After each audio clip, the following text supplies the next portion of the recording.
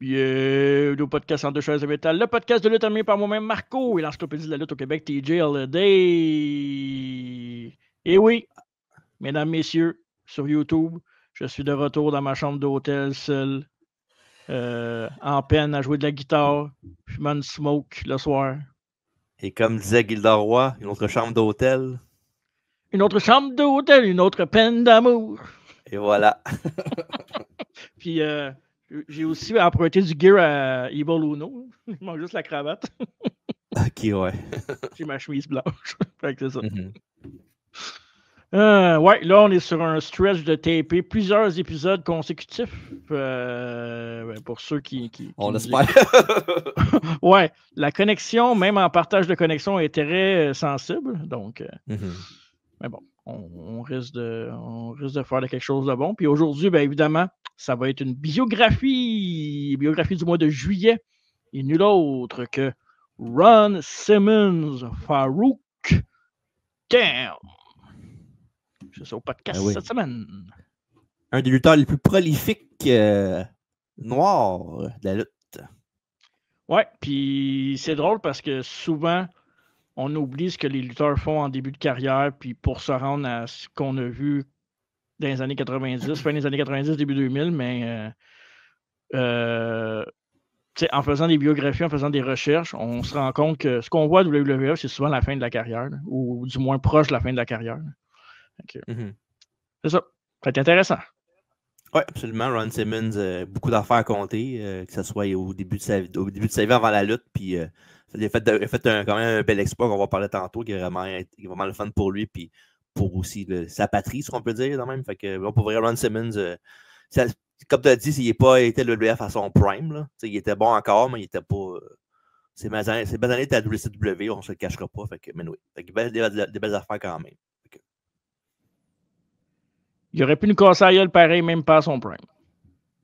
Ouais, c'est pas une question de casser à c'est une question dans le ring, whatever, puis bouger bien, puis tout ça. Fait que... Exact. Bref.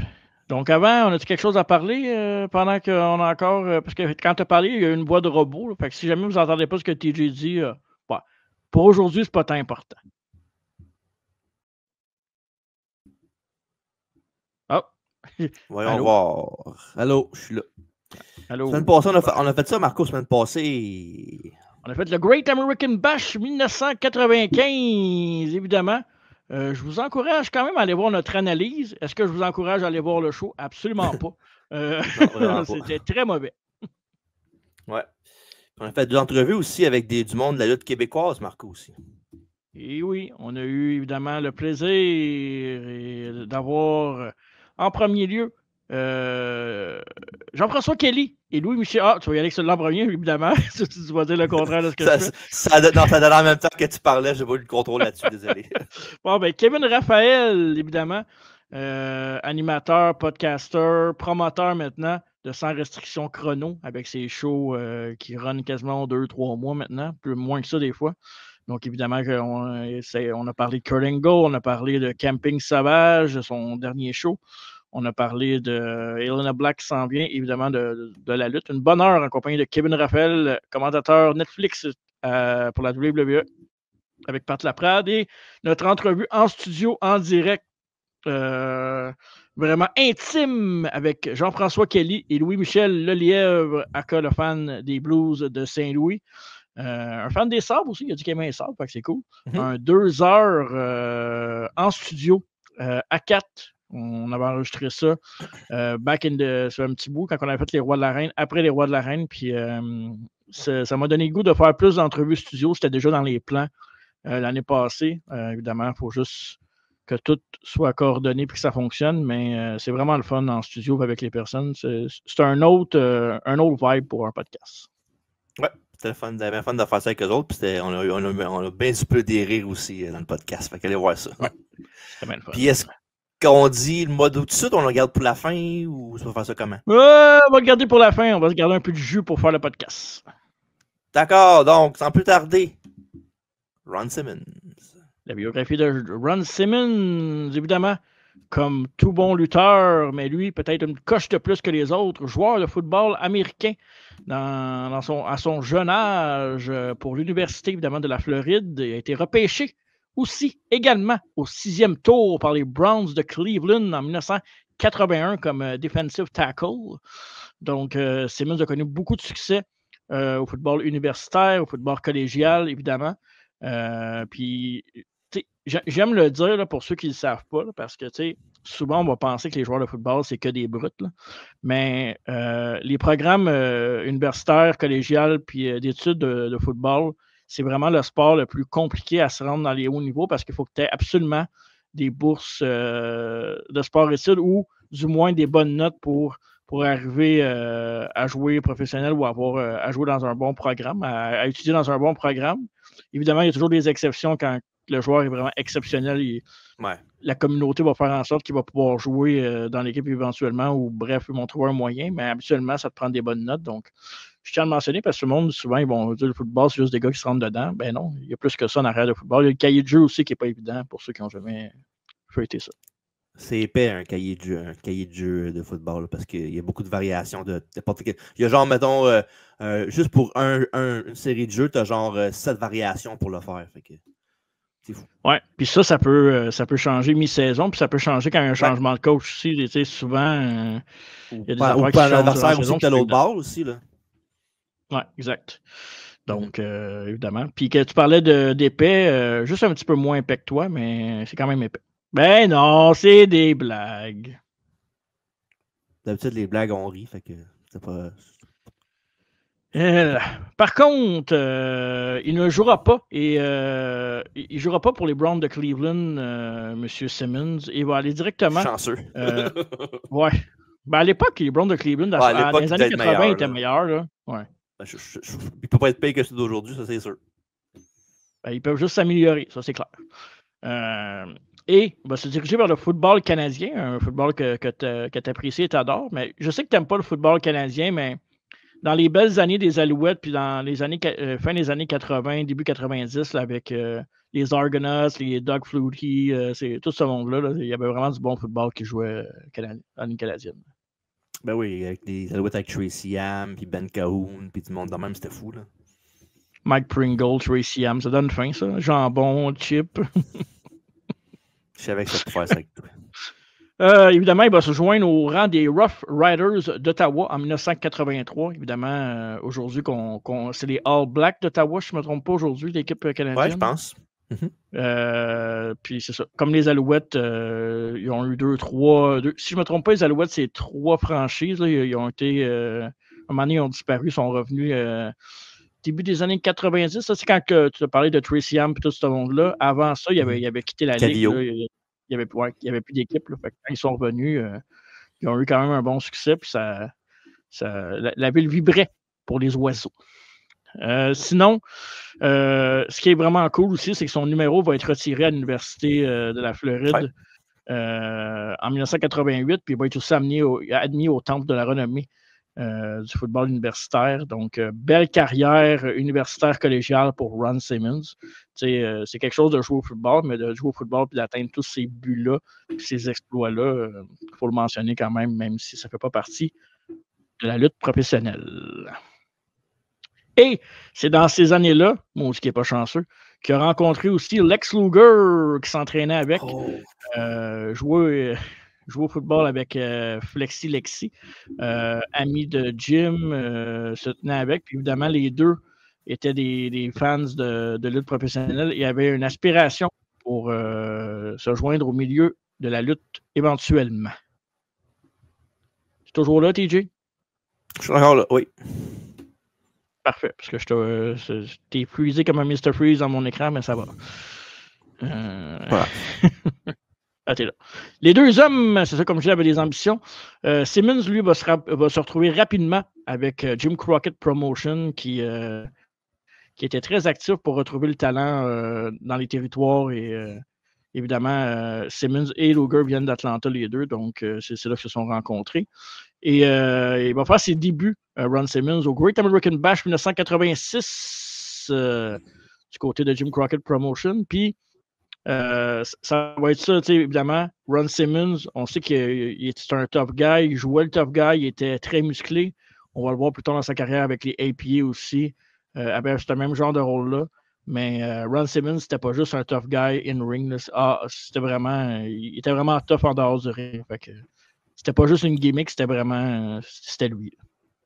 Dans le même genre de lignée qu'Aku, mettons, là, dans Steve Blackman, Ouais. du monde de même. Là, vraiment tough. Là. Exactement.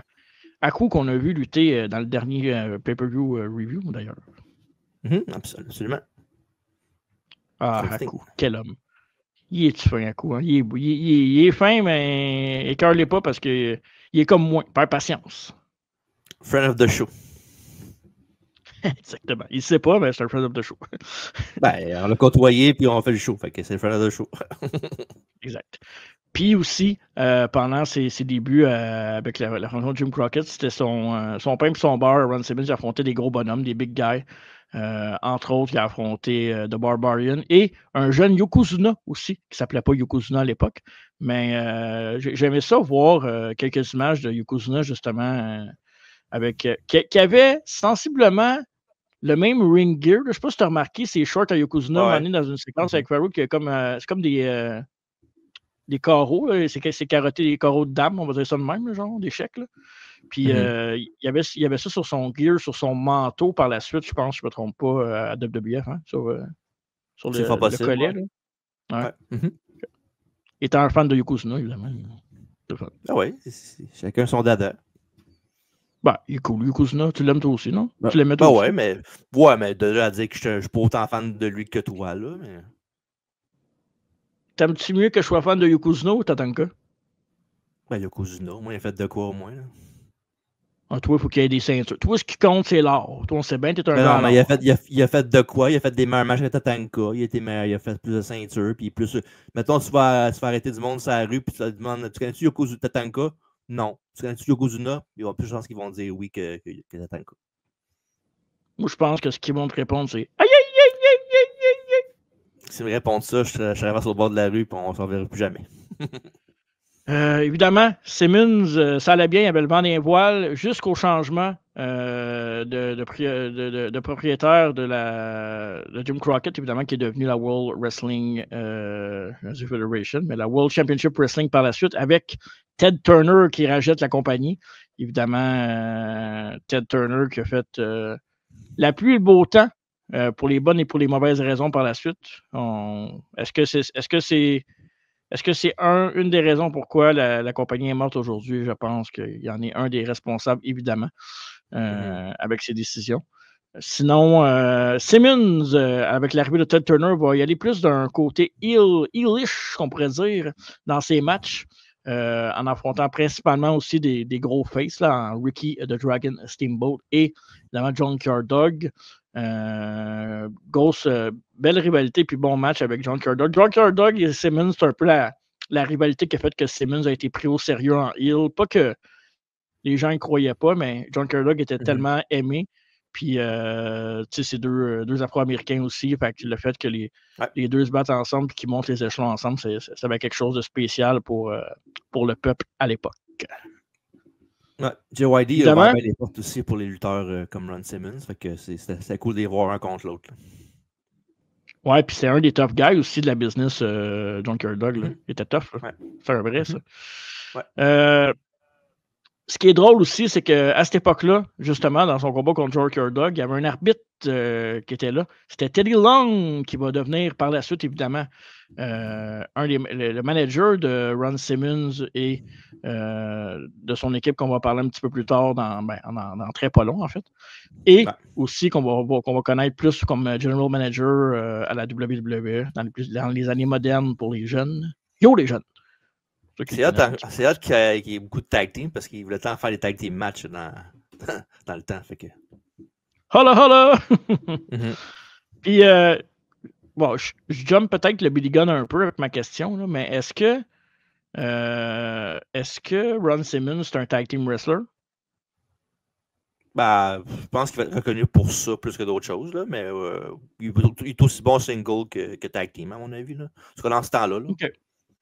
OK. Parce que, tu sais, il y a quand même eu des équipes les équipes iconiques, puis il y en a eu 2, en fait, là, mais je pense que ses meilleurs moments de ce qu'on se rappelle de lui, c'est vraiment les matchs par équipe. C'est sûr que APA puis l'Attitude Era a beaucoup aidé au développement de cette légende-là. Absolument. OK. Évidemment, le changement d'attitude va se faire à 100% quand il va joindre Butch Reed pour former l'équipe Doom, évidemment. Et l'équipe aura un certain succès avec un style très agressif en dominant leurs adversaires, en littéralement les battant, là, en les bouliant, on va dire ça comme ça, pour être poli. Et évidemment, à leur côté, la regrettée Nancy Benoit, qui va être le manager de Doom. Puis ça, c'est quand même fou parce que, tu sais, évidemment, ce qui est plate, c'est qu'à chaque fois qu'on parle de Nancy Benoit, c'est pour les mauvaises raisons puis la tragédie, mais Nancy Benoit avait quand même eu un gros rôle à WCW puis était de plusieurs batailles, là, que ce soit avec Sullivan, que ce soit avec Benoit les Forcemen, que ce soit avec Doom. Il était là souvent. C'était une très bonne manager, mais elle était belle aussi. Fait que, pour elle, elle était comme. Comment je pourrais. Elle était comme genre Sherry un peu dans le sens-là. Même si c'était un petit peu moins physique que Sherry, mais quand même, je dirais que c'est dans le même panier à peu près ces deux-là, comme genre style de manager. Là. Je trouvais que c'était un manager accessible dans le sens que c'est comme une genre de fille que tu aurais pu rencontrer n'importe où à l'épicerie, que tu sais, elle filait pas de télé, genre, tu sais, mettons, plus refaite, plus, tu sais, comme WWE aime les modeler souvent aujourd'hui puis à l'époque, tu sais, que c'était quelqu'un que ça pouvait être ton ami quasiment, là, tellement qu'il était one of the gang, on peut dire ça de même. Ouais, absolument, je suis d'accord avec ça. Leur succès, par contre, viendra à terme avec des défaites contre les Forrest Steiner. Parlant de gens qui frappent fort, les Steiners contre Doom, c'était des matchs pour monsieur. Puis ça y allait fort. Et évidemment, ils vont aussi perdre leurs masques. Les masques vont être déchirés. Ça va être très brutal comme affrontement. Puis c'est à ce moment-là que Teddy Long est arrivé comme manager de l'équipe pour les remettre sur le droit chemin, puis pour essayer de les faire sortir de leur tordeur après ces défaites contre les Steiners, avoir perdu leur match. Fait qu'ils vont dropper les matchs. Je me souviens pas, par contre, puis j'avais pas fait tant de recherches sur ça, comment qu'ils avaient droppé Nancy Benoit. Ça avait juste été, genre, c'était à la fin, puis ils sont comme séparés à l'amiable, puis... Mais si je ne pas, il avait perdu le match puis il l'avait engueulé, non? Ça se peut, mais juste partir du territoire, me semble, mais pas. Il est revenu par après à WCW parce qu'on l'a vu en 96 à peu près, là, mais non, il était là. Je pense qu'il est parti de là-bas. Elle a fait un peu de Mid-South ou je sais pas trop avec Kevin Sullivan, puis éventuellement retourné là-bas. Puis elle a fait un peu d'Istanbul aussi entre ça avec Sandman, puis tout. Là, mais... Ouais, parce que c'est vrai que Sullivan est arrivé avant, puis il l'a amené pas longtemps après, genre même pas 2-3 semaines, un mois après. Là. Fait que ça, je me souviens de ça par contre. Là, mais ben, je pense qu'il l'avait engueulé après le match, les Steiners, après le match qu'ils ont passé. Mais c'est possible. Fait que ça ferait du sens. Là. Mais à l'époque, ça n'avait pas besoin d'être expliqué nécessairement non plus. Là. Non. Tu avais moins de show télé. Là. Il n'y avait pas genre 3 shows, puis 2. Un lundi, un mardi, un jeudi, un vendredi, puis un samedi. Là. Trop, c'est comme pas assez. Là. Ouais, c'est ça. Teddy Long va réussir évidemment l'impossible et à remettre la confiance avec Doom de leur côté et leur faire récupérer les titres, en fait, les faire gagner les titres par équipe contre ces mêmes Steiner, donc deviendront champions NWA. Fait que, je vous rappelle que c'est les championnats NWA à l'époque. Et ils vont rester champions pendant 9 mois quand même. Puis ça a été vraiment, vraiment un beau règne pour eux autres. C'est 9 mois en tant que tag team champion quand tu as les Steiners, tu as les Forcemen, tu as d'autres équipes qui auraient pu être. Sting Luger, je pense qu'il avait teamé déjà à l'époque, si je ne me trompe pas. Avec les maquillages, évidemment. Non, ça, c'était plus tard avec les maquillages. Hein. C'était plus dans les années 90, mi-90, je ne me trompe pas. Sting, ça? Sting puis Luger, ouais, c'était vers la fin des années 90, ça. Hein? Ben, Sting, il y a le temps du make-up pas mal, là, mais il avait fait une coupe de Wargames avec du make-up. Oh, ben, il a peut-être fait une coupe de make-up dans même peut-être pour les Wargames. Je sais qu'il y en a au moins un ou deux avec Luger, là, mais sinon, je pense pas qu'ils ont fait ça genre, trop souvent. Là. C'était plus Sting qui portait du maquillage, pas Luger. Là. Ça aurait été le contraire, mais bon. Ça, pas correct, ça. Là. Sinon, à Starrcade 90, ils vont avoir un de leurs meilleurs matchs à vie en équipe dans un solide street fight très violent qui va malheureusement terminer en no contest quand ils vont affronter Arn Anderson puis Barry Windham. Puis ça, longtemps que je ne l'ai pas dit, mais Barry Windham, je ne me trompe pas, là. Il me semble, dans mon livre à moi, c'est l'oncle de Bray Wyatt, ça? Non. Non? Non. Plus à Star. Pourquoi? Ben, je sais pas. Plus à Star.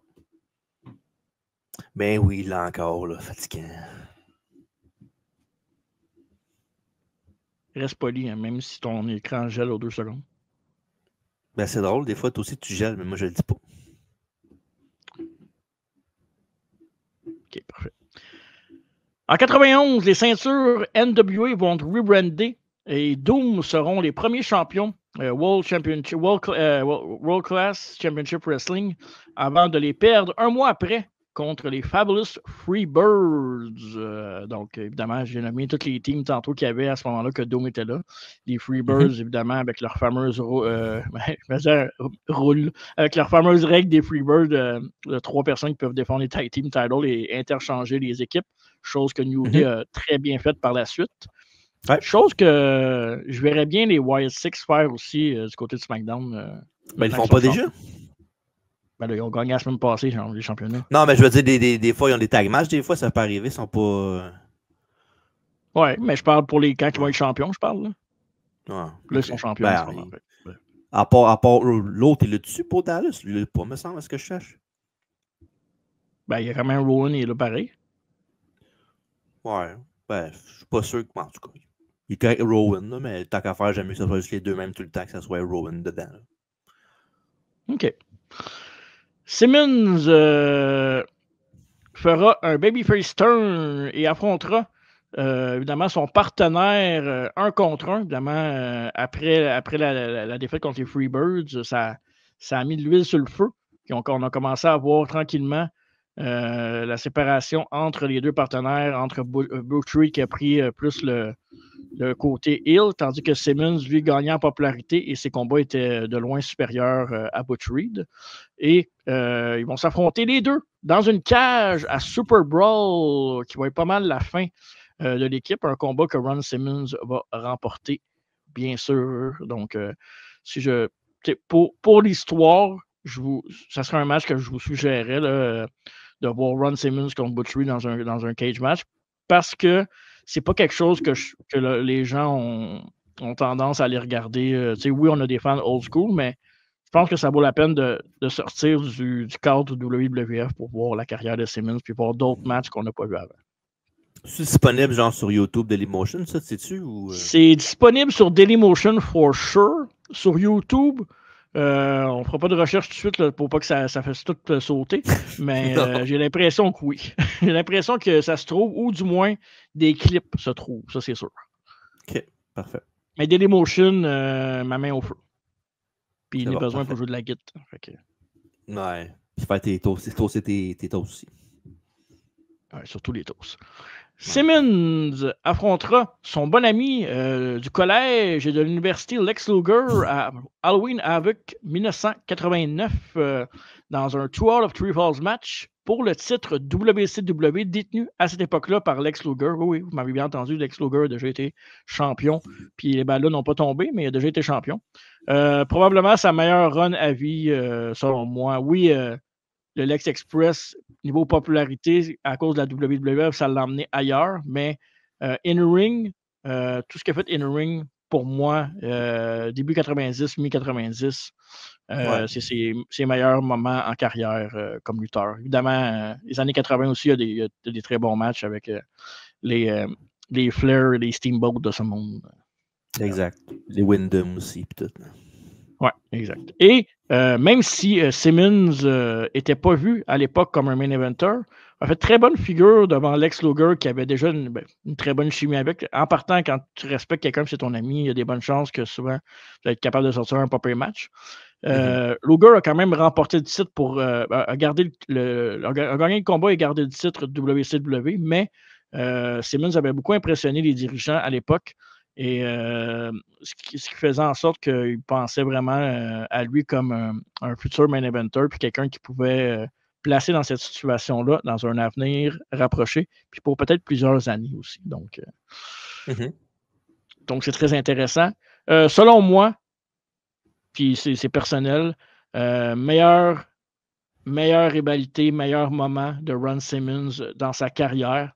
Avec ce que j'ai vu comme biographie, avec les trucs que j'ai regardés, Ron Simmons contre Cactus Jack, une bonne partie de 92. Cactus Jack, évidemment, c'est un gars qui va faire sortir le meilleur des lutteurs, c'est un gars qui va se donner pour la cause, c'est un gars qui va bumper. Mais tu sais, Cactus Jack 92 était aussi capable de lutter. Évidemment, il était plus jeune aussi, fait que ça aide, il bougeait mieux. Bonne rivalité avec lui, des combats assez durs. Jack est capable d'encaisser, Simmons est capable de donner, et vice-versa. Donc, ça pouvait donner, ça donnait un réalisme ça donnait un bon réalisme au combat, qui, à l'époque du kayfabe, était très apprécié des dirigeants et des fans de lutte on pouvait jouer sur la ligne avec ça.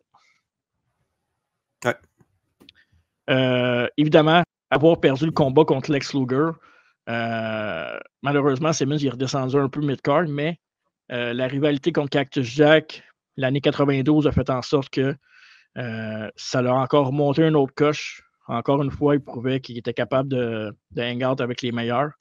Puis Cactus Jack contre Simmons a remis Simmons dans le title picture.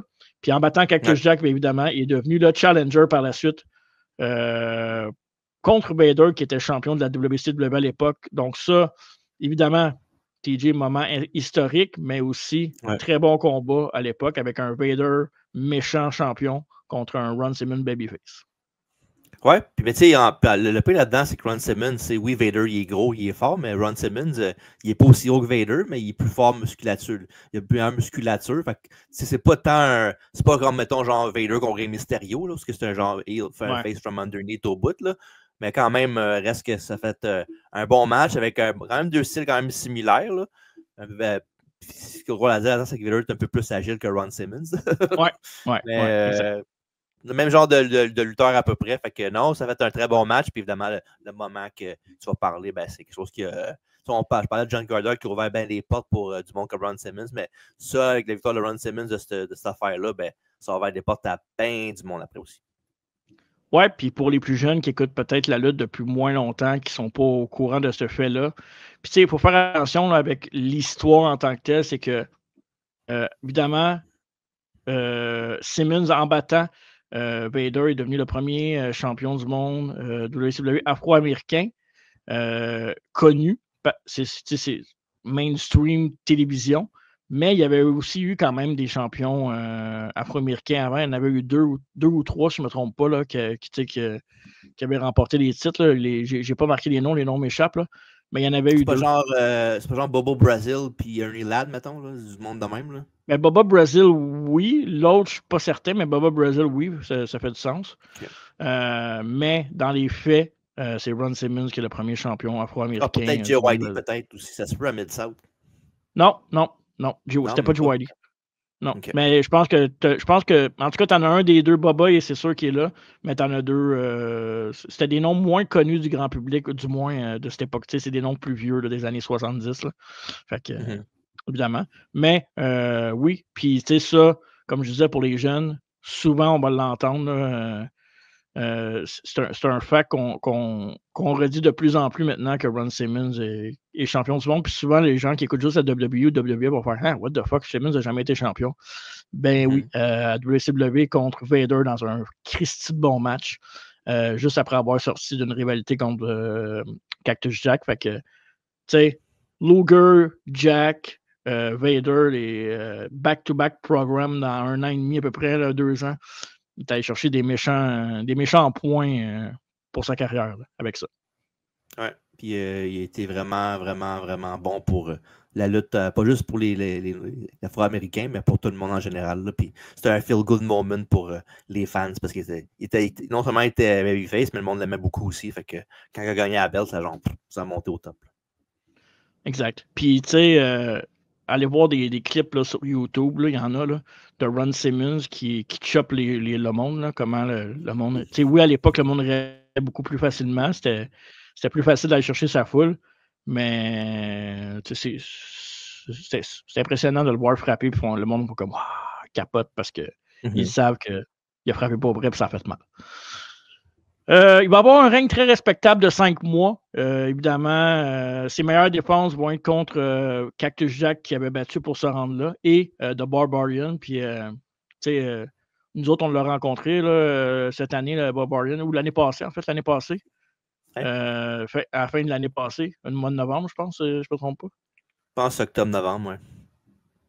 Puis, tu sais, il est plus jeune, là. Il est plus jeune. Puis, il est plus jeune. Sauf que, tabarouette, son physique est impressionnant. Puis Barbarian, on parlait de gars qui faisait fort. Ben, c'était un de ceux-là. Là. C'était un Haku, c'était Barbarian, c'était Junkyard Dog, c'était Ron Simmons. C'était tous ces gars-là là, qui frappaient. Ouais, c'est fou pareil que quand tu parles de genre les Faces of Fear qui étaient Ming et Barbarian, que Barbarian c'est genre le gentil des deux. Là. Ouais. Le tendre des deux. Puis qu'on les a rencontrés en l'espace de quelques mois, les deux. Ouais. Ça aurait été cool qu'ils gagnent. Rien contre le Warlord, là, mais ça aurait été cool qu'ils gagnent avec. C'est sûr qui gagne à la place des Powers of Pain. Qu'est-ce que tu veux dire? Ben, Ming Barbarian au lieu de Warlord Barbarian, quand à GPW, ça aurait été encore plus cool, à mon avis. Là. Ouais, c'est vrai. Peut-être qu'on va le revoir, Ming, du côté de la GPW. C'est fort possible. Bon, faut jamais dire jamais, hein, parce que la liste s'allonge des fois. Never say never. Malheureusement, il va reperdre sa ceinture de championnat du monde après 5 mois contre Big Van Vader.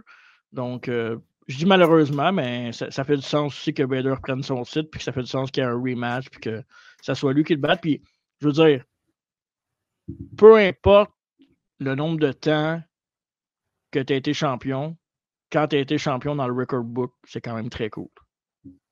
Personne ne peut te l'enlever. Fait que c'est ça qui est le fun.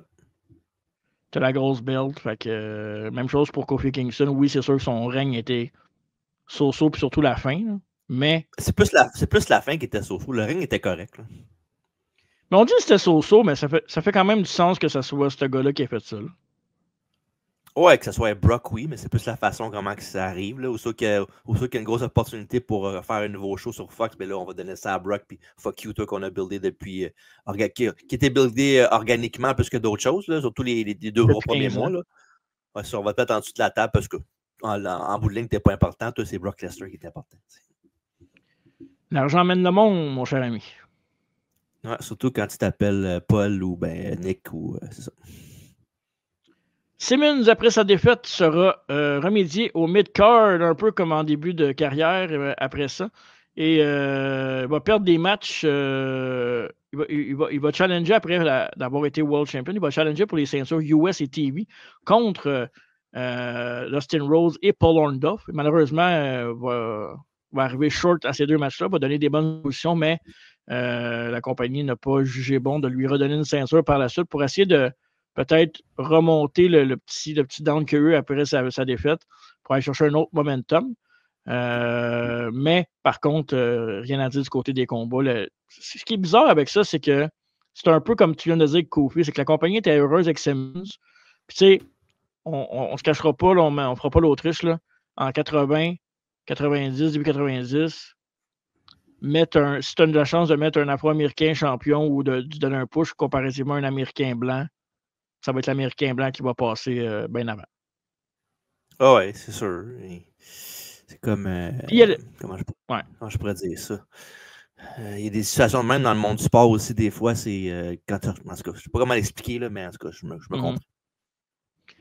Puis, par contre, il faut quand même dire que Rose et Honda sont des plus gros noms que Simmons dans le monde de la lutte aussi. Mais ça n'empêche pas que je pourrais perdre pareil. Non, tu penses pas? Orndorff, non? Bon, Orndorff, oui, il a sa grosse période, là, mais peut-être qu'on pense qu'overall, Simmons a autant de. À moins que tu parles à l'époque, là. Non, overall. Overall, ben, je pense que Simmons en a fait assez pour avoir Orndorff. Parce qu'Orndorff, oui, il était hot, mais il n'y a pas une si longue run que ça au top. Là. Oui, il y a eu ce moment contre Hogan, mais sinon, avec sa blessure au bas, il a manqué beaucoup d'opportunités qu'il aurait eu. Il a continué à lutter, puis ça a scrappé sa vie, sa carrière aussi, un peu pas mal. Là. Mais non, je pense. En tout cas, s'il y en a un qui est pas. S'il n'est pas plus que Orndorff, je te dirais que pas mal légal, je te dirais. Ouais, on s'entend que Rose est en avant solide. Mm-hmm. OK.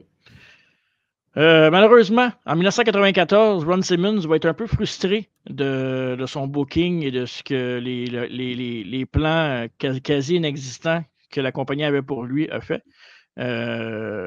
Donc, il va décider de quitter la compagnie et évidemment, à ce moment-là, la WWF faisait de l'œil aussi à Simmons pour l'avoir. Mais, avant ça, il y a Paul Heyman et sa gang de la ECW qu'eux ont réussi à charmer Simmons pour l'amener de leur côté. Et, j'ai vu ça dans un podcast documentaire, puis j'ai vu ça dans un genre de vlog aussi, là, qui disait que à l'époque même, qu'il voulait que Simmons soit un de ses main eventers principaux, là, Paul Heyman, puis qu'il avait confiance en lui, puis qu'il fitait bien à cause de évidemment sa force, de la façon qu'il luttait dans le style de la ECW.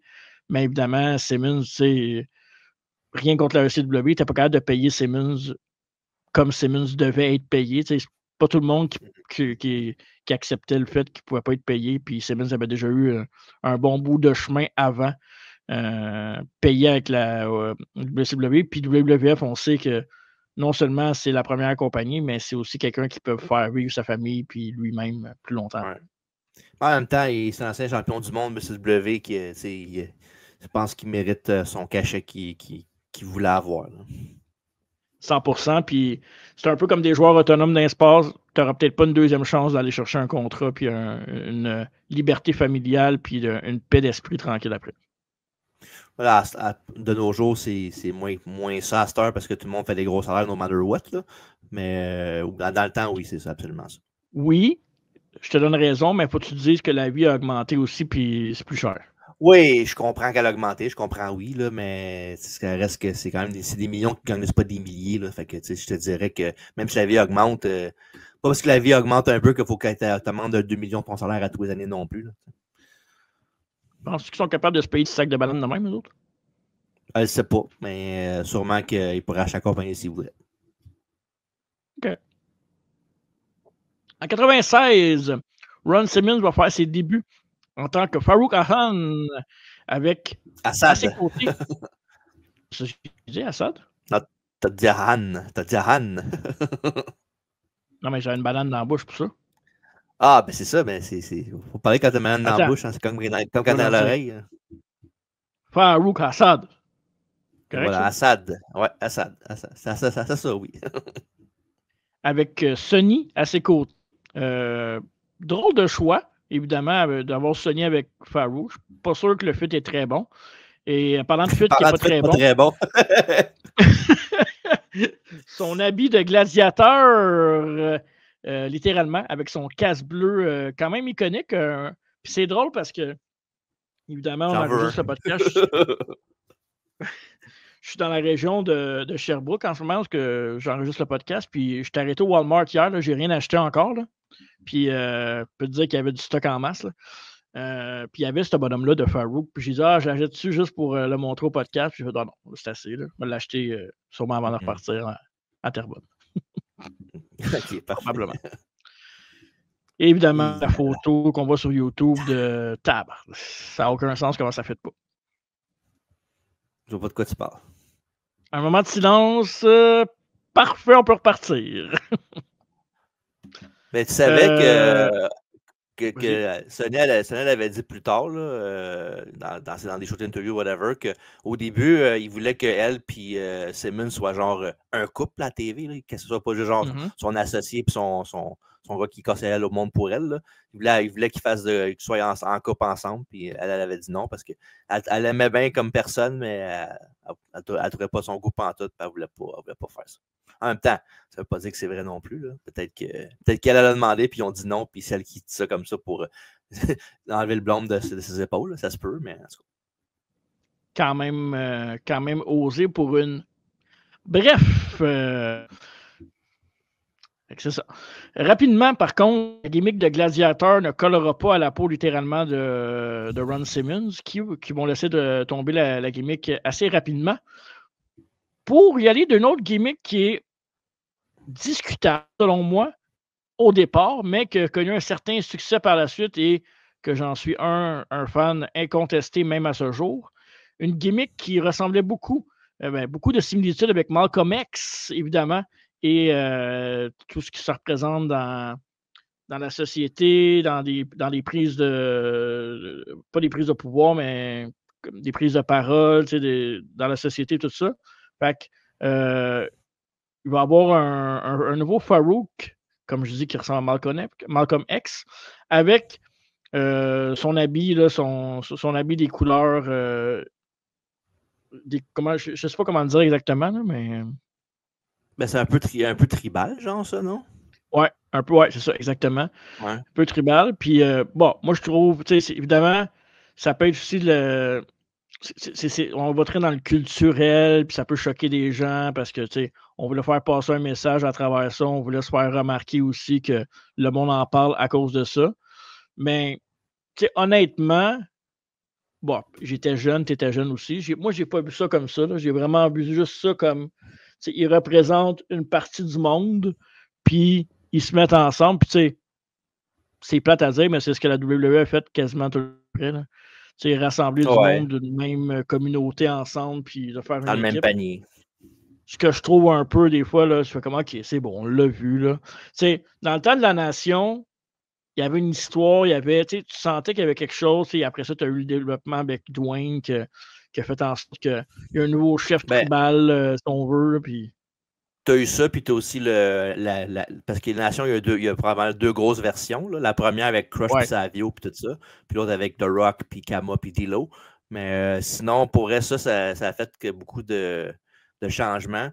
Puis, tu sais, on parle de mettre du monde ensemble pour des clans, mais c'est ça qu'ils ont fait quand Savio et Crush sont partis. Ils ont mis Crush avec ses amis bikers, puis Savio avec ses amis hispaniques. Puis c'était, en fond, les hispaniques contre les afro-américains contre les bikers. Fait que, c'était pas le Gang Wars qu'ils appelaient. Là, puis, après ça, t'as rajouté par-dessus, genre, le Truth Commission, des Cayenne Tide, du monde de même. Fait que c'est pas d'hier que WWE font ça avec mettre les nationalités ensemble pour whatever, les clans. Là, fait que... Ouais, puis c'est une des raisons pourquoi Crush puis Savio étaient ils étaient plus dans la nation. Là. Au début, c'était ça. Mais tu sais, c'est plate à dire, mais Crush. Savio, ça m'aurait pas dérangé. Mais Savio, ça me dérange pas, mais Crush n'avait pas d'affaire. Je m'excuse, là, mais zéro. Là. Ben, il était juste là parce que c'est un ancien prisonnier.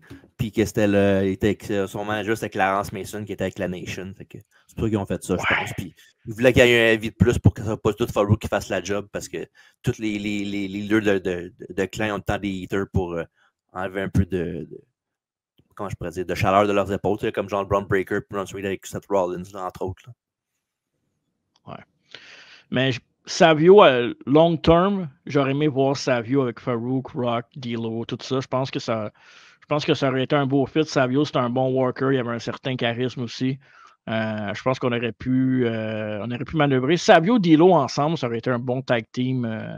Bon tag team pour une long run. Pas une long run, mais une run correcte là, à l'époque. Il n'y a pas rendu long run. Fait que c'est ça.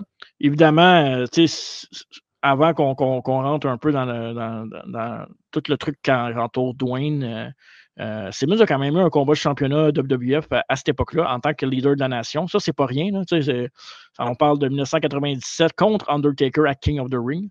Un match que, je vais être franc avec toi, j'ai pas encore regardé, mais je veux le regarder. Mais parle-moi donc un peu. C'était pas bon ce match-là? C'était pas bon. C'était pas un bon match.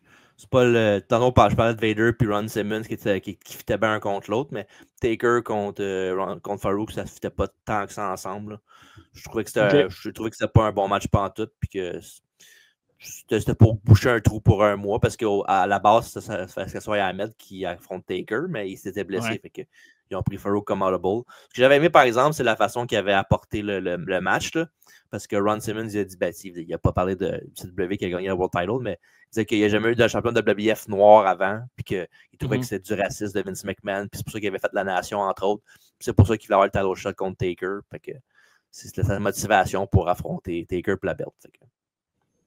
Ça fait du sens, mais tu sais, l'affaire, c'est que c'est souvent ça aussi. Là, quand c'est pas parce que tu mets, mettons, 2 bons lutteurs ou dans ce cas-là, c'est pas les 2 meilleurs lutteurs, mais c'est pas quand tu mets les 2 meilleurs lutteurs ou les 2 meilleurs joueurs de hockey, de baseball, plus le hockey sur le même trio, ça va fonctionner. Il y a plein d'exemples dans n'importe quel sport qu'on pourrait sortir et que ça ferait du sens.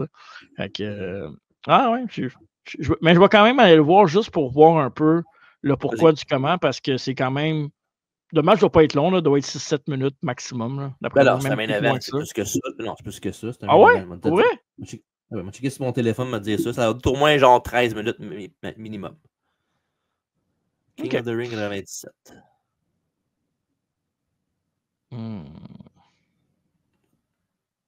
Ça. Tu peux continuer à parler si tu veux en attendant. Je je vais juste être sûr. Je pensais que tu avais ça. Okay. Ben, c'est ça. Fait que c'est un combat-là un peu fait la parenthèse de Ron Simmons. Vas-y, tu vas le dire, là, c'est ça? 13-44. Tu vois?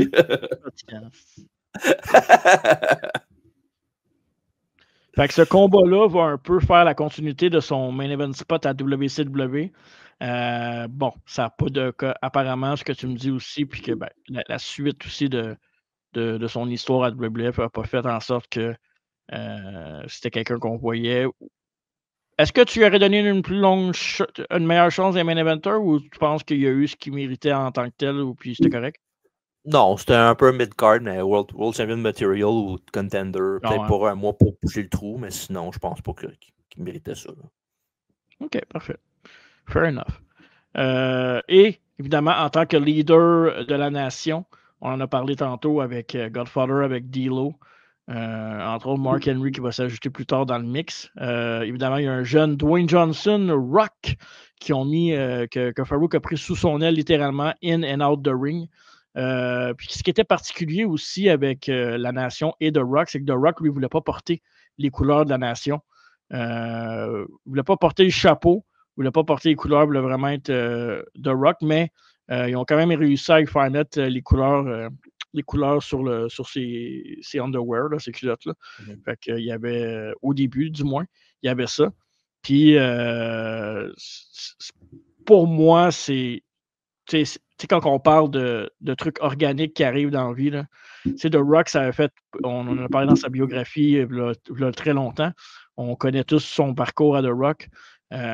Ça a fait bouer out of the building. Le monde n'achetait pas. Rocky Maivia, le fake smile, tout ça. Rocky sucks. On savait qu'il y avait un certain potentiel.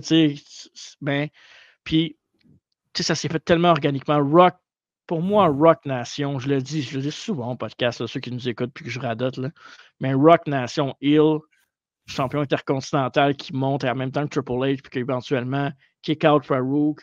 Moi, c'est mon meilleur Rock. Là. Ah, c'est ça. Rock Austin, Rock Triple H. C'est comme l'ascension des gars qui vont être là pour 20 ans puis qui vont vendre des tickets, puis même à ce jour que ces trois-là, tu les mets dans le ring ensemble juste pour parler, puis la foule est complètement nuts.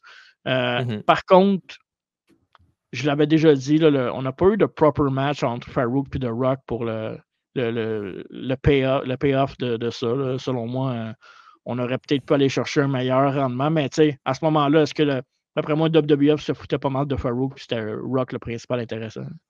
Il y en avait un, je pense. Il y en avait un, je pense, qu'ils ont fait en pay-per-view. Je pense Over the Edge 98. Là. Mais je pense que c'était plus un angle que d'autres choses. Là. Je pense qu'à un moment donné, il y avait un spot où, je pense, une entrevue où je ne sais pas trop, au Free for All, au pre-show d'avant, que Farouk avait attaqué The Rock parce qu'il talkait shit sur lui. Puis il fait un power driver que The Rock a vendu en spikant pendant sautant d'un air. C'était malade. Puis il était parti en civière. Fait que non, c'était plus un angle qu'un match. Mais oui, leur blow-off, si on veut, à ce temps-là. Parce qu'après ça, Farouk, ils l'ont mis genre avec Scorpio, puis du monde de même, puis il était pas vraiment Ouais, ben, c'est parce que, en fait, ben, tu sais, je parle de The Rock, mais il y a eu quand même une grosse rivalité avec Ahmed Johnson aussi. Là, évidemment, tout ce que Ahmed Johnson avec la nation aussi. Ahmed Johnson, c'est un gars aussi que c'est un what if, hein, Ahmed Johnson. Si ce gars-là avait été genre pas blessé, puis tu sais, je veux dire, pas tout blessé. ça ensemble. C'est pas mal ça. Mais il y avait des problèmes backstage à un moment donné, me semble, Ahmed Johnson, je me trompe pas, non? Non, c'est parce qu'il était souvent blessé puis il était stiff des fois. C'était ça, ses plus gros défauts. Okay. Ouais. Ben, stiff, ça peut se corriger, blessé maintenant. Ben, pas stiff dans le sens stiff, genre correct comme Bret Hart, mettons, ou whatever, mais stiff dans le sens dangereux. Ah non. Ben oui, c'est ça. Mais stiff, mais c'est genre que tu veux faire mal à quelqu'un, puis tu y fais mal. Là, ben... pas que tu veux faire mal, c'est parce que tu connais pas ta force ou whatever, puis tu contrôles pas tes repères. T'sais. J'imagine que oui, mais Bret et Ahmed se sont déjà affrontés. Je penserais pas. T'as-tu vu le meme de Goldberg qui fait son speech puis qui est coupé par NBC avec Bret Hart qui dit moi je l'aurais coupé de tu dirais son d'enterrer. Mais c'est-tu vrai qu'il dit ça ou ben c'est genre juste un meme? Je sais pas, mais j'aime croire que c'est vrai juste pour la joke, là, puis je trouve ça vraiment drôle. C'est possible. Ben, il aurait pu lui demander comment t'as trouvé le match de Goldberg sur le 10-4. T'as-tu trouvé ça bon? Le match de Goldberg contre Gunther? Ouais. Ben, je sais pas, j'ai pas pu m'en mettre dedans. Il y avait un commentaire à trouver qu'il y avait un move, fait que maintenant, je ne pas attention. Là.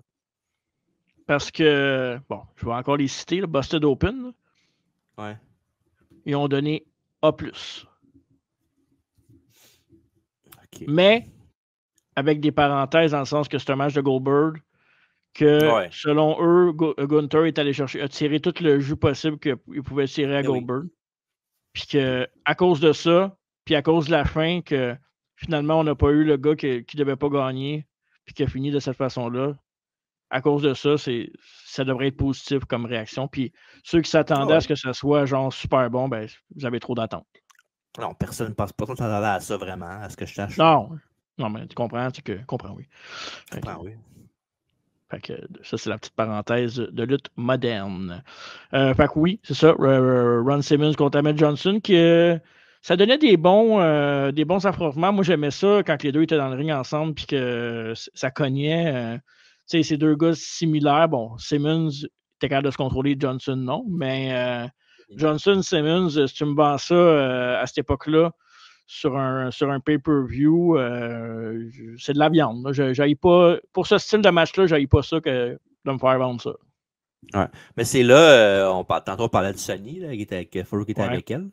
Mais non, ça, c'est que même tu as commencé à rivalité avec Ahmed Johnson, parce que c'est lui qui a attaqué quand il a fait sa première apparition à WF à la TV, c'est lui qui a attaqué. Il a attaqué Ahmed Johnson, puis il avait pété les côtes, les reins, je pense. Puis il a été se faire opérer. C'est ça, quand il était vraiment en gros push, il était champion intercontinental. Il venait de gagner une Battle Royale pour avoir un contendership. Aspirant. Un contender pour la ceinture de la WBF qui était contre Sean. Fait que, imagine un match Sean contre Ahmed, ça aurait été malade. Là. Je pense que ça aurait fait de quoi de vraiment bon. Là. Ouais. Mais il y avait un tournoi après pour. C'est un. Pour le. Ouais, justement, Farouk Kassad, il était en finale contre Mark Merrow puis il avait perdu là, à cause que Sonny avait une break dans sa sacoche puis Merrow l'avait pogné pour frapper Simmons avec puis après ça il a fait son Shooting Star Press. Il a fait ça le Shooting Star Press ou il a fait le 450? Je pense qu'il a fait un 450 puis il a gagné la belt. En tout cas, Mark Merrow, Shooting Star Press, il est beau en tabarouette. Ouais. Ça, c'est plus tard. Ouais. Ouais, plus tard. Je sais exactement pourquoi tu dis ça. Là. Mais non, fait qu'il y a ça. Puis évidemment, Simmons contre Ahmed, il y avait un match au Rumble. Il a fait son Power Plunge, un gars de la nation, sur la table des commentateurs français qui était Raymond Rougeau puis son père là, dans ce show-là. Là. Ouais. Ouais, il a fait ça. Puis maintenant, Rumble, plus tard, Ahmed est arrivé avec son 2x4 puis il frappait tout le monde de la nation avec. Puis Farouk s'est éliminé lui-même pour ne pas l'avoir affronté lui. Puis après ça, éventuellement, à WrestleMania 13, il y avait le 3 contre 3 avec la nation contre LOD puis Ahmed, qui était un bon brawl, un très bon match. Un des seuls bons matchs du pay-per-view, avec le match d'Austin contre Bret Hart, évidemment. Fait que non, pour vrai, il a fait des bonnes affaires avec lui. Puis éventuellement, dans le temps qu'il avait fait le match contre Taker, Ahmed est comme genre était du côté de la nation avec Farouk, ce qui faisait semi pas de sens, là. Parce que il a quand même pété il a quand même mis hors d'action avec un coupé d'un côte qui l'a blessé pour vrai. Là. Fait que techniquement, c'est comme cave, mais en même temps, je peux comprendre pourquoi il veut s'allier à un gars comme Farouk, justement. Là, si tu peux pas les battre, joins-les, mettons. Là. Ça me fait penser un peu à Bronson Reed puis Rollins. C'est un peu la même chose. Là. Bronson Reed l'avait malmené, Rollins, avant. Ouais, mais justement, il l'a malmené, puis il l'a pété, puis il l'avait battu. Il l'a déjà battu, non? Ouais, oui. C'est ça. Mais les deux s'étaient battus. Je pense que Rollins avait battu Bronson Reed, mais Reed l'avait battu aussi, me semble, non? Mais tu sais, quand l'autre il est disparu de la TV, quand il fait son retour, avant qu'il se blesse, il l'avait malmené, Rollins, fait qu'il est allé avec après, pareil. Hein. C'était Strowman, je pense qu'il l'avait malmené, ça se peut-tu? Ouais, Strowman aussi, mais avant, il a quand même fait son tsunami une couple de fois à Rollins avant de se battre contre Strowman. Il a pété les côtes. Exact. Fait que similaire, mais c'est évidemment pas le même genre de talent, mais on est une autre époque aussi, non. Faut pas comparer. Et on a parlé de long en large aussi, sa rivalité contre The Rock. Tu sais, veux pas. Simmons a beaucoup de crise à apprendre, je trouve, dans ce que Dwayne Johnson est devenu par la suite à WWF, son ascension vers le top. Parce que je pense qu'il a montré comment se comporter. Il a montré, veut pas, il l'a aidé avec la business. Il était avec souvent. Quand tu étais avec un groupe, souvent, tu vas traîner avec eux autres. Puis moi, je pense que ça l'a beaucoup aidé Dwayne, puis qu'il a appris d'un gars, d'un professionnel qui il a peut-être pas le crédit qui revient souvent, mais je pense que Simmons, pour remercier Simmons si vous êtes un fan de Rocky pour ce qui est devenu par la suite. Chaque personne a besoin d'un bon foil si tu veux vraiment que ça marche. Là. Puis Farouk était stoïque puis était genre sérieux, fait que The Rock fait niaiser là-dessus, tu sais, comme le fameux meme avec les yeux qui roulent là, de The Rock, là, avec, que tu envoies souvent dans la conversation avec nous autres. Là. Ça sort de sa avec Farouk. Ça, c'est malade pour vrai. C'est tellement le meilleur meme qu'il n'y a pas ever. Là. Hey, ça, là, des fois, je me l'attends, mais maintenant, je me l'attends pas. Là. Est-ce que je te pognerais la tête puis je te punterais, man. Arrête, c'est malade. Non, mais je dis ça de façon très positive, là, mais des fois, c'est comme ta gueule, c'est pas ça. Je comprends pourquoi tu le fais, comprends, oui. Mais pas là. Tu fais la même affaire, mais avec un emoji. Moi, je fais ça avec The Rock, c'est pas grave. Là. Bref, mais moi, je suis un vieux. Hein, j'ai de la misère à trouver des emojis, des fois. Je suis un vieux. Des fois, ça va trop vite. Il y a une barre de recherche pour marquer l'emoji que tu veux. Hein? Je sais pas si tu savais. Là. Pour être surpris à quel point je peux chier quelque chose de facile. Arrive en ville. Arrive en ville. Donne-moi ta jambe, Louis. Donne-moi ta jambe, Louis. Mes enfants, à cette heure, les deux, quand je les essuie après le bain puis la douche, le bain, les deux, ils me disent donne-moi ta jambe, Louis, à cette heure, les deux. Right, c'est malade. C'est malade en Chris. J'adore ça. Tellement. Malheureusement, pour Farouk, il aura moins de chances que le nouveau leader de la nation. Donne-moi ta jambe, Farouk. En moins de chances que Rocky pour la suite. Va retomber un peu aux oubliettes, malheureusement, et on va essayer de trouver quelque chose qui fit avec lui. On va essayer de le remettre en équipe. Évidemment, on va se rappeler de ses bonnes années avec Doom. On va voir avec qui on pourrait le faire fitter. Encore là, on va essayer des trucs qui ne fonctionnent pas vraiment. On va y aller aussi dans une case en le matchant avec Too Cold Scorpio, comme tu as dit tantôt. Chose qui ne marchera pas. Ça a été long avant de réaliser avec qui pourrait fitter. Finalement, mon cher TJ, c'est quelqu'un qui a marqué l'Attitude Era, pas juste en luttant, de bonne façon. On va l'associer avec John Bradshaw Layfield, évidemment, The Acolyte, et comme si vous l'écoutez sur YouTube, vous voyez les signes religieux sur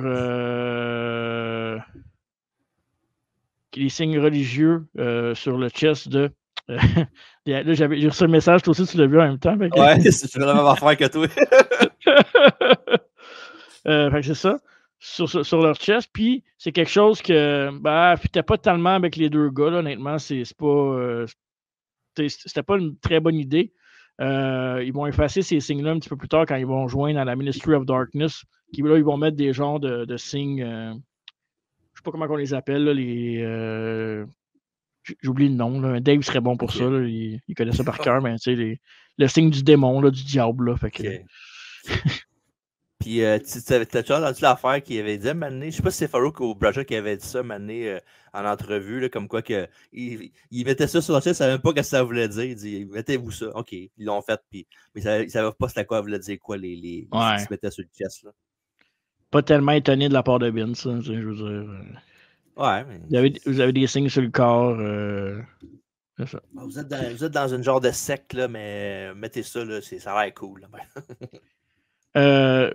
Forcé d'admettre que par contre, le duo fitait bien avec la Ministry of Darkness à l'époque, qui est devenu éventuellement un méga groupe là, avec l'Alliance. Pas l'Alliance, mais voyons. La Corporation. La Corporation. Le Ministry. C'est quoi? C'est Corporate Ministry. C'est la Ministry of Darkness puis la Corporate Ministry, ouais. Exact.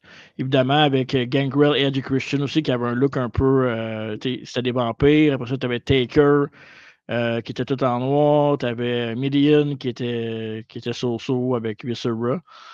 Big Boss Man comme garde du corps. Avec je trouvais que tout fitait bien. C'était un bon méga groupe.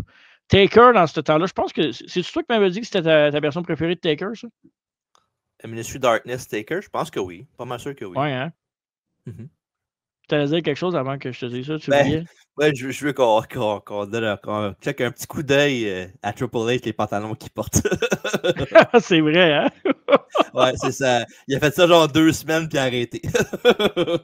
Y a-tu un bonhomme qui est sorti avec ça, quelque chose que je pourrais acheter? Ben, je sais pas, mais tu peux faire un custom, c'est sûr. Au pire, achète un bonhomme de test, enlève la tête de test, mais c'est de Triple H, puis tu vas voir la même affaire. Ben, tant qu'à ça, je peux prendre un vieux bonhomme de Triple H puis mettre sa tête, non? La tête de test? Non, c'est pas non, mais je peux prendre un bonhomme de Triple H, un vieux, puis le customer. Ah, ben, tu peux mettre tes pantalons à un Triple H que t'as, oui, c'est sûr. Je sais pas pourquoi tu voudrais faire ça, là, mais bon, mais. Ben, j'en ai des vieux bonhommes, là, qui genre 5$ de Triple H. Ouais. Là, tu vas me dire que tous ces bonhommes voient à peu près ça. Là.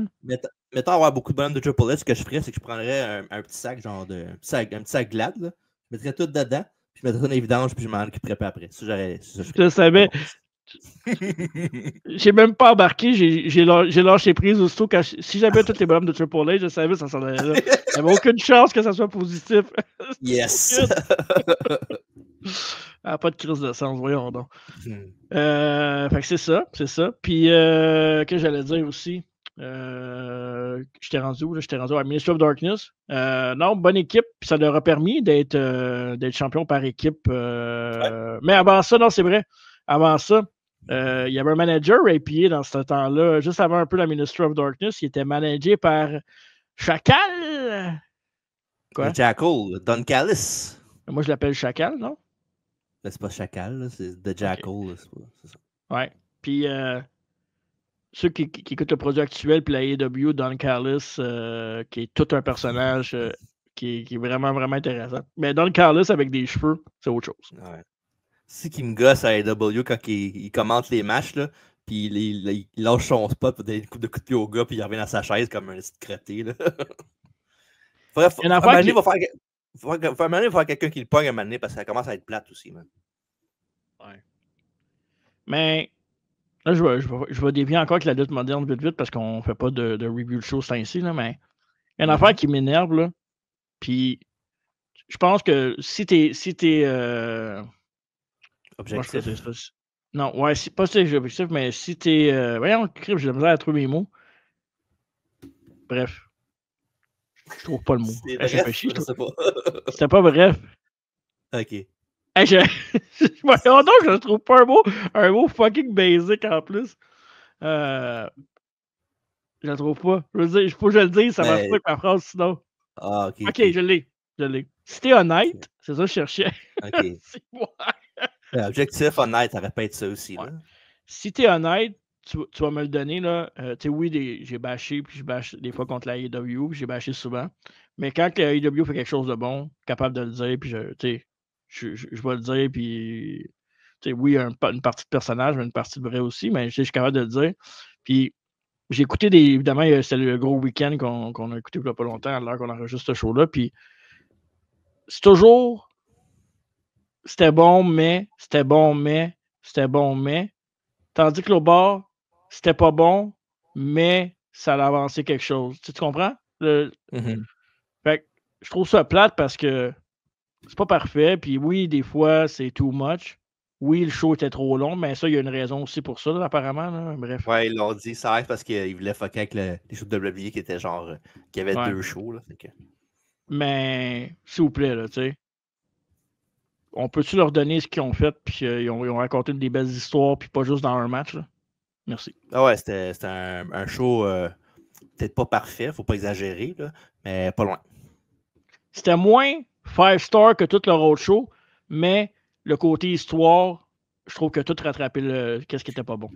Ben, tu dis ça, c'est pas des matchs 5-star, mais tous les gros matchs ont délivré au moins 4 étoiles minimum, là, fait que c'est déjà très bon. Là. Oui. Tu sais, quand ton match là, contre les Bucks, contre Swerve puis Ospreay, t'es comme, me semble, c'est pas le meilleur match de la soirée. Tabarnak. Pardon. Non, mais par dire, quand genre Okada contre Omega, c'est genre le 3e meilleur match de la gang, là, tu sais. T'as une idée. Bref, pour revenir à notre programme.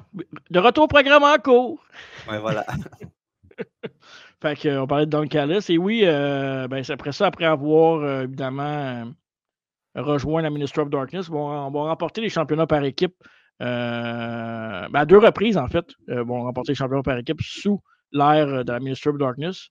Et évidemment, le après Ministry of Darkness va prendre tout son sens pour l'équipe et pour la réputation. Où ce que les APA vont devenir des vrais tough guys. Là, ça a été pas long, mais on pensait pas que ça allait se faire organiquement comme ça, mais le APA, c'était quoi le titre exact pour Protection? La Collide Protection Agency. OK, c'est ça, exact. Always pounding ass. Ça, avec la porte, que c'est à air ouvert, tes voix, mais il faut que tu passes par la porte. Puis, des fois, il y en a qui passaient pas par la porte. Oui. Passe dans la porte.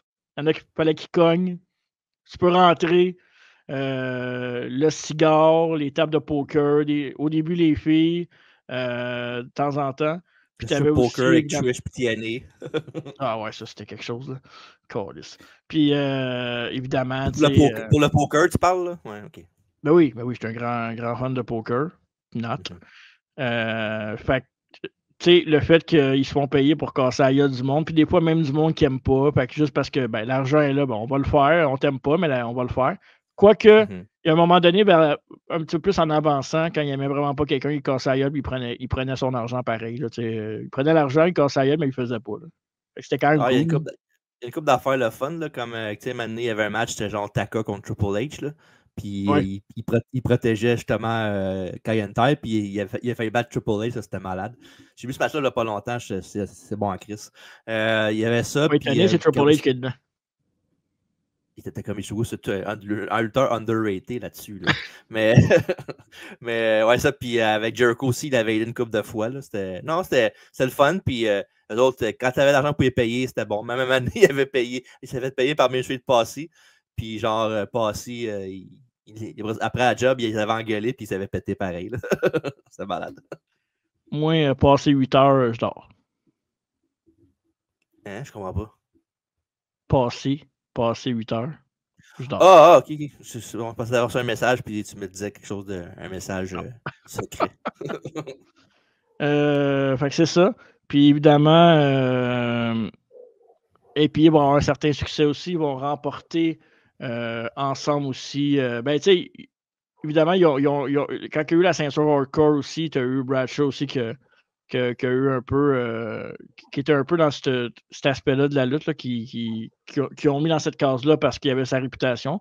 Farouk Ron Simmons commençait à être un petit peu plus vieux aussi à l'époque. Ça faisait quand même plus longtemps qu'il luttait. Fait que je pense que ça l'intéressait peut-être un peu moins. Puis ça, par contre, dans un combat que je ne savais pas qui était arrivé, il y avait un combat contre, corrige-moi si je me trompe, c'était Public Enemy en l'équipe. Ouais, puis il avait pété, ouais.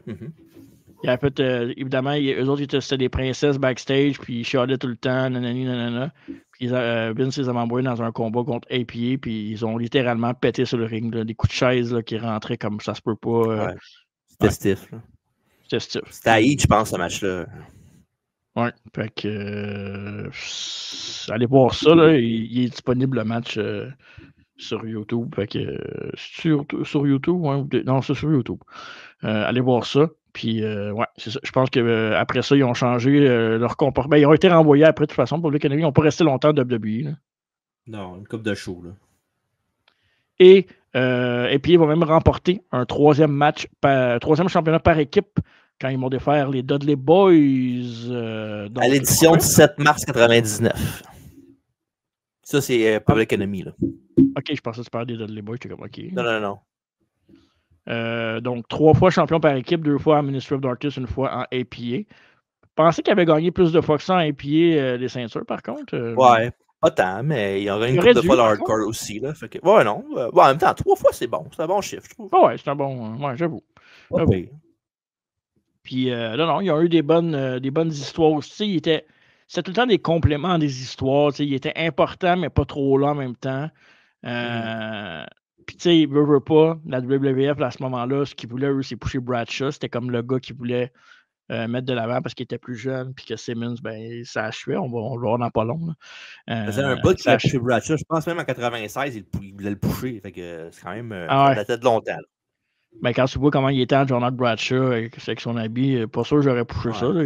Cowboy blond, bon, j'avais la figurine. Ouais, le blond blond, ou avec Barry Windham, les New Blackjack, c'était pas écœurant bien. Ouais. Ben, non. Je vais dire New Blackjack, ça aurait pu, mais non, je pense pas. Non, c'était pas bon. Ben justement, tu en parlais aussi, ils vont essayer un push de Bradshaw tout seul pendant quoi, même pas 1 an. Puis ils vont séparer l'équipe à cause du draft là, de Rob SmackDown. Ouais, exact, ouais. Puis ce qui va séparer l'équipe, qui vont essayer de pusher de plus en plus Bradshaw. Ça n'a pas marché, même pas 1 an après, ils vont remettre les deux pareils, les deux ensemble. Puis c'est dans le temps que Bradshaw avait sa petite coupe, il avait coupé ses cheveux, mais il était blond, là, je pense, une coupe Tintin, genre. Là. Plus par après, ça, quand il a fait son push en solo après le draft, il était encore les cheveux longs comme d'habitude. Mais quand ils sont revenus ensemble, après... Ouais, éventuellement, il y a la coupe de cheveux, genre, mettons, Billy Gunn The One, mettons, là. Ouais, c'est ça, exact. Ouais, c'est un bon visuel, je trouve. Ouais. Mais oui, il y avait les cheveux longs, puis les cheveux courts, c'est la première fois qu'on voyait les cheveux courts quand il était depuis quasiment toujours. Là. Ben, tu sais, au début de sa carrière, il avait les cheveux courts, là, quand il a commencé à lutter. Mais en tag team avec Rook, c'était la première fois qu'on le voyait les cheveux courts. Puis deux affaires cool là-dedans, c'est quand Bradshaw il a eu son push solo à Raw, ben, il luttait beaucoup à l'NWO, Scott Hall, puis X-Pac. Puis il était beaucoup en partnership avec Kane aussi dans ce temps-là. Fait qu'il y avait un bon push à Raw. Puis éventuellement, ils l'ont mis dans la division hardcore, puis il est resté là. Puis ce qui est drôle là-dedans, c'est que quand ils ont fait le roster split, le draft, ben à SmackDown, il avait split les Dudley Boys, puis il avait split APA. Puis les deux APA. Ouais, je comprends, oui. Mais les deux APA blancs étaient, les deux lutteurs blancs des tag teams étaient à Raw, puis les deux noirs étaient à SmackDown, puis à SmackDown, ils ont fait un tag team justement Ron Simmons puis Devon Dudley, en révérend Devon, of course, là. Mais c'était drôle parce que leur team va commencer un match 1 contre 1, puis en fond, c'est parce que Devon Dudley en révérend disait que le monde, il faisait des signes, des péchés en se masturbant. Puis Ron Simmons a dit, ben ouais, c'est quoi le problème? Damn! Ouais, c'était malade. C'est là que tu vois que le WWE met le monde dans une case. Mais je pense que les Dudley Boys, c'est la pire séparation de draft. De tous les drafts confondus, je pense que c'est la pire affaire. Ben, sûrement, mais en même temps, ils n'ont pas été pas ensemble bien longtemps. Là. Je pense que le draft était genre au mois d'avril, puis au mois de novembre, ils étaient revenus ensemble. Mais Bubba avait eu une pas pire run. Ils ont essayé de il y a eu contre Triple H. Que Bradshaw, là, ouais, contre Triple H, il était contre du monde de même, là, des main eventers, contre Jericho, contre Christian, du monde de même. Fait que il y avait son push. Là. Mais Bubba a plus à donner single wrestler que Devon. Ouais. Puis moi, Devon, je le trouve cool, mais... c'est un bon lutteur, pas mal tout. Là. Sans plus, pour vrai. Devon sans Bubba, ça n'aurait pas marché. Bubba sans Devon, je pense que ça aurait marché. Mais Bubba dirait le contraire. Hein. Il dirait que, il l'a déjà dit que si c'était pas de Devon, sa carrière, il pense pas qu'il aurait été aussi loin dans sa carrière. Facile à dire après tous les titres et tous les succès qu'ils ont eu, là, mais bon. Ouais, c'est ça. C'est genre le 3/4 de sa carrière en plus. Là, fait que... Exact. Fait Fait que c'est ça. Puis, évidemment, pour ça, ils vont reséparer encore une deuxième fois les APA, mais ça, à ce moment-là, oui, ils vont. C'est storyline. Ouais. C'est une storyline. Puis Farouk, lui, il annonçait sa retraite du ring aussi à ce moment-là. Il voulait vraiment accrocher ses bottes. Puis, évidemment, il a lutté après comme n'importe qui accroche ses bottes. Là. Mais, puis, là, ils ont comme. Ils ont fait un repack complet de JBL pour, évidemment, John Bradshaw Layfield avec sa limousine. Ça a aidé. En fond, ce qui est arrivé, c'est que dans ce temps-là, c'était Paul Heyman, le GM de SmackDown. Puis, APA, je pense qu'il l'avait fait chier ou bien il avait ri de lui parce que je pense qu'il avait mangé une barre de savon de John Cena la semaine d'avant ou quelque chose dans ce style-là. Là. Puis, il avait mis un match pour eux autres. S'ils perdaient le match, ben, ils se faisaient renvoyer. Puis, il avait perdu le match. Puis, après ça, ils sont arrivés backstage. Puis, Bradshaw, il a dit OK, on s'en va. Moi, puis Ron, on s'en va. Puis là, Emmanuel a dit non, c'est le seul qui se faisait renvoyer s'il perdait, c'était Ron Simmons, c'était Farouk. Toi, je veux le garder, tu as du potentiel, puis tout. Puis, Mané, Farouk, il dit OK, on s'en va, viens-t'en. Puis là, l'autre, il hésitait. Puis éventuellement, la semaine d'après, il est parti. Puis la semaine d'après, il est arrivé en JBL. Puis le reste, c'est de l'histoire. Puis je pense que le succès de JBL en single, c'est vraiment le fait qu'ils ont fait un gars complètement différent de ce qu'il était. Oui puis non, parce que c'était un gars comme ça, il était dans la bourse au bout, il était à la télévision, il écrit des livres, je pense pas qu'il était si loin. Il était pas mal les deux, le gars qui voulait avoir du fun, boire de l'alcool, puis fumer des cigares, puis c'était le gars qui voulait faire de l'argent, puis être quelqu'un d'important. Fait que je pense que les deux personnages sont pas mal proches de lui quand même, là, même si on a fait le switch. Je suis d'accord que oui, de sa vraie personnalité, mais on ne l'avait pas vu, cette personnalité-là, à l'écran. Nous, on ne le connaissait pas, ce gars-là. Non, c'est sûr. Ben, tu le connais, tu le savais si, mettons, tu l'avais vu ailleurs, là. Mais c'est sûr qu'à la télévision, il n'en parlait pas de tant que ça. Il en parlait un petit peu, là. Puis, je me rappelle, il avait sorti un livre avec Have More Money Now, un enfant de même, puis la pochette, c'est genre comme ça à côté, là. Puis, NWO, on avait niaisé avec moi pour faire la pochette de ça, là. Je sais pas si tu te souviens. Ah ouais, pour vrai? Non, je me souviens pas. Ouais, parce que ça fait un bout. Fait que non, je me rappelle de ça. Fait que non, oui, c'était pas ce qu'on avait vu de lui, mais c'était pas si loin que ça de la réalité pour lui quand il y avait ce storyline-là, puis le changement de gimmick aussi. OK. Mais oui, puis évidemment, le livre que tu dis, il avait sorti après son championnat, là, je ne me trompe pas, il aurait gagné à Saint-Cyr. C'est ça après ou c'est avant? Je pense que non, parce que sur la pochette, il y a ses cheveux longs comme dans le temps qu'il était Bradshaw avec en single. Non, le livre d'argent, c'est un personnage de JBL. Pas mal sûr que non. Fait que ça devrait être aux alentours de 2006-2007, si c'est JBL. Ça à peu près JBL. Have More Money Now, OK, de Bradshaw. De TJ Ledy. Attends, moi qui a fait 2 livres. Ben oui, il en a fait 2, ça c'est sûr. Il en a fait même 3, je pense.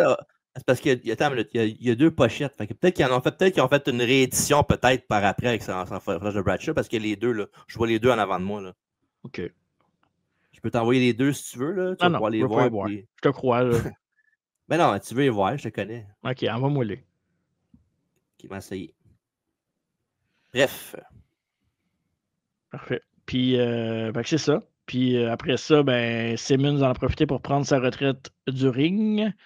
Ce qui fait que. Pourquoi ça m'a envoyé ça, ce truc-là? C'est pas le coup pour les auditeurs. Je le vois pas. Il y a un. Je le vois dessus? Non, je le vois pas, ça va marcher. C'est pas grave. Bref. Fait que c'est ça. Puis, ce qui va arriver aussi, c'est qu'il va faire une coupe de caméo par la suite du côté de Ron Simmons. Il va même être dans Team Raw pour un Survivor Series match. Ça, tu vas pouvoir me dire l'année au complet. Là. Je te l'ai gardé comme quiz. Tu dois savoir ça. Je suis en train de faire mes recherches. J'ai pas trop écouté ce que tu as dit. C'était Survivor Series quoi? Survivor Series match, c'est quand Ron Simmons est revenu avec Team Raw. T'en souviens-tu de ça? Que Ron Simmons est avec Team Raw? Ouais, il était revenu à un moment donné avec Team Raw pour un combat Survivor Series match. Je sais pas si c'était à Survivor Series, mais c'est un style de combat Survivor Series match. Parce que je sais qu'il avait mané, il était revenu contre Spirit Squad à mané, là, mais. Ouais. C'est ça que tu parles? Je sais pas. C'est contre eux autres? Je sais pas, j'ai pas. Genre 2007-2006, ça me semble, ce match-là contre Spirit Squad, mais contre Bradshaw dans un match d'élimination, je me rappelle pas d'avoir vu ça jamais. Là. Non, pas contre Bradshaw, j'ai pas dit Bradshaw. Ok. Ben, dans le fond, c'est contre Spirit Squad, je pense. Team Raw, ouais, c'est ça. Il y a tu parlais de Spirit Squad, il y a un programme contre Santino Marella aussi, dans un de ses plusieurs caméos. Évidemment, le plus important de tout, on pourra se rappeler d'autres moments par la suite, là, mais le Hall of Fame en 2012. Puis c'est fou, hein, pareil, parce qu'on est en 2025, ça fait déjà plus de... ça fait 8 ans déjà qu'il a été introduit au Hall of Fame. Ben non, même pas, ça fait 9 ans. Ça va faire 9 ans. Il était introduit. Ça fait longtemps, là, pareil. 2012, c'est loin. Là. Absolument. Ouais. Ben oui, je le vois. Là, T'as les deux, je t'ai envoyé les deux. Ouais. Ben, j'ai l'impression que... Que l'autre, c'est un fake, genre, mettons, là? Non. J'ai l'impression que le premier, c'est parce qu'on n'avait pas vu le personnage. Ouais, peut-être. Je pense que c'est une réédition, pas mal sûr. Mais le deuxième, ça, je m'en souviens, là, que quand il était en JBL, ça faisait du sens pour le personnage aussi. Là, fait que oui, en 2012, Ron Simmons a été introduit au Hall of Fame par son bon ami. Theodore Long, non? Holla! C'était Bradshaw. Ah, je pensais que c'était Theodore Long. À moins que ce soit le contraire, peut-être que Ron Simmons a introduit Theodore Long, ça se peut. Là. Damn! Évidemment. Ça, c'est ça. Qu'est-ce qui était reconnu par après, là, son fameux Damn. Là. Puis ça, c'est fou. Parce que Ron Simmons, c'est comme une carrière en trois parties. Il y a sa carrière, là je parle hors football évidemment. Là. Il y a sa carrière WCW où il était un single star ou que ses matchs contre Luger, il est devenu premier champion afro-américain. Il y a sa run en tag team avec APA. Ben même pas, il y a la Nation of Domination. Fait qu'en 4. Après ça, il y a sa run avec APA. Puis Dem, que ça fait au moins un bon 10 ans et c'est pas plus qu'il roule plus que ça avec ses caméos puis même 15 ans comme il faut. Là. Depuis sa retraite, en fait. Aussitôt qu'il y a de quoi de bizarre qui se passe à la télévision de l'EPA, il va sûrement arriver, puis personne ne va dire un mot, il va arriver, il va regarder tout le monde, puis... Ouais. Ça, c'est fou parce qu'il a fait quelque chose de spécial que tout le monde se souvient, puis ça n'a même pas rapport avec la lutte, puis il a juste... complètement... C'est un mot. Comment rester relevant pendant plusieurs années? T'sais, le gars a commencé en 1986, je vous le rappelle. En tout cas, moi, je n'étais pas né. Je suis né l'année d'après. Tout était né. Peut-être pas... en tout cas, je pense. S'il a commencé avant septembre, avant le 23 septembre, non, je n'étais pas né. Fait que c'est quand même une long run avec plusieurs moments marquants d'une carrière. Fait que Ron Simmons, peut-être pas votre lutteur préféré, peut-être pas le gars que vous avez vu le plus souvent lutter dans un ring, mais c'est un gars qui a une place importante dans l'histoire. Évidemment, l'histoire des Noirs, mais l'histoire de la lutte tout court, avec ses runs en tag team, son personnage et la création de la Nation de Domination et de Rock, et évidemment, sa run à WCW, que je vous suggère fortement d'aller voir les combats single, mon cher TJ. C'est ça. Ouais, c'est ça qui est ça pour Ron Simmons. Pour vrai, évidemment, un pionnier pour les lutteurs de race noire, évidemment. Puis pour vrai, c'était un bon lutteur. Tout court. Mais oui, oui. Dans son prime, il était excellent. Là. Il était un très bon lutteur. Puis tu voulais cheerer pour lui. C'était pas genre un trou de cul. Là, fait que tu voulais cheerer pour lui. Puis il a fait la Nation, il a fait des APA. Il a même fait des belles affaires pour vrai. Fait que sans joke, évidemment, le mot légende se fait lancer un peu trop n'importe comment. Aussitôt que t'es plus vieux et que t'es plus vraiment actif, c'est une légende. Là. Mais il mérite amplement de se faire appeler légende. Ça, c'est un gars qu'on rencontre des légendes des fois pour des signatures. Ça, c'est un gars que, tu sais, mettons, cool. Un gars pour la GPW, là, que s'il y avait ce gars-là, je serais très heureux de le voir en personne. Et c'est lancé dans les airs, on dit ça. Ce serait drôle qu'on commande et qu'il arrive un random en arrière de nous autres qui fasse Damn! Parce qu'il comprend pas. Ouais, ça se peut. Ça pourrait être drôle. Ce serait fou à Chris. Ouais. Fait que c'est ça. C'était la biographie de Ron Simmons.